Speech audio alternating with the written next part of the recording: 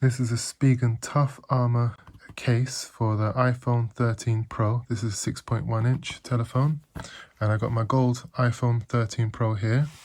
And I like this case. This is the, as I said, Spigen Tough Armor case. The red, this kind of metallic red, and it's a strong case, so it should protect you from falls, or protect your phone from falls, I should say.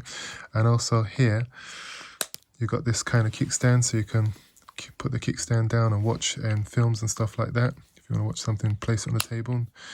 Yeah, so it's quite a useful and strong case. So I do like the case, but there's one big problem with this case. It's a bit slippery. One problem as well is hopefully that slipperiness goes away once I start using it, but it is quite slippery from the beginning.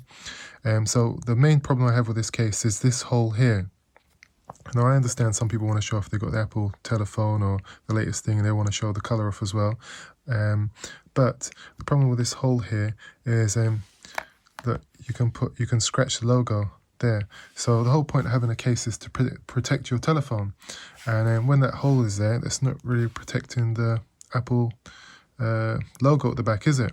And if you want to sell your telephone maybe a couple of years later down the line and you want to buy something new, or some people replace their telephone yearly, but if your telephone is kept in a more pristine condition, if it's more cleaner, no scratches, if it's like brand new, then you can sell it for more money. So having this hole here, it's going to allow lots of debris and stuff like that to scratch the logo. If you put it in your pocket, maybe you put it in with keys or something like that, that logo is going to get scratched.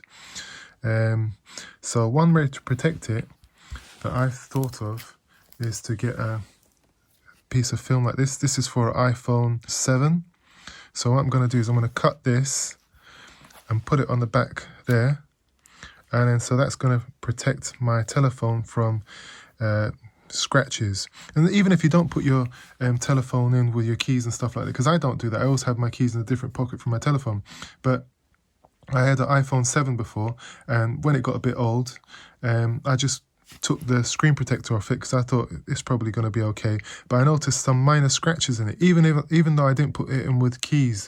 And what I read later on was that sometimes bits of dust and stuff like that, they can still scratch your telephone screen, and probably the logo as well, it can still scratch the back logo and stuff.